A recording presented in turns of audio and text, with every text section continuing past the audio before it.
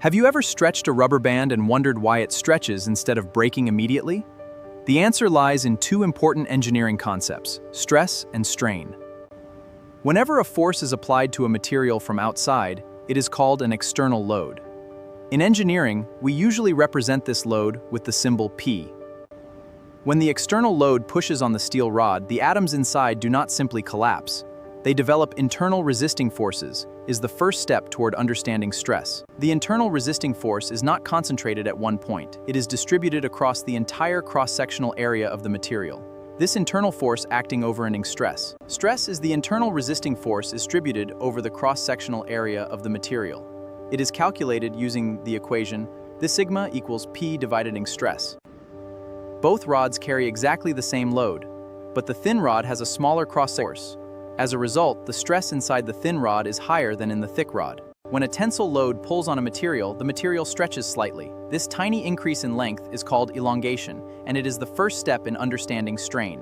To measure deformation, engineers compare the change in length with the material's original length.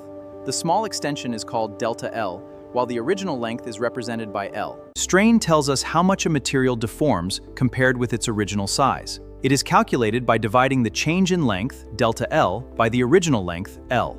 This strain is simply a ratio between two lengths. Because the units cancel out, strain has no unit. For example, a strain of 0.01 produced by that stretched. Stress and strain are closely connected, but they represent different ideas. The cause, the internal force created when a load is applied, is the effect, the deformation produced by that stress. Stress exists inside the material, but engineers cannot directly see it with their eyes.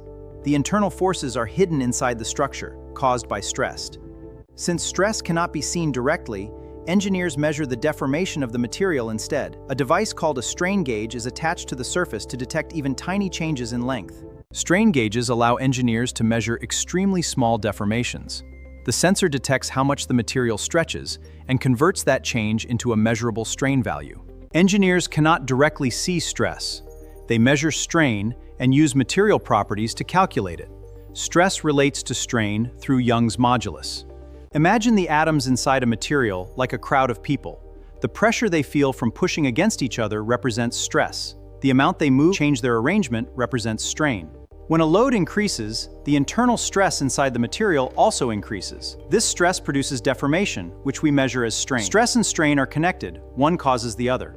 So far, we have learned what stress and strain mean. But engineers need to know how a material behaves as the load keeps increasing. The answer is revealed in the stress-strain diagram.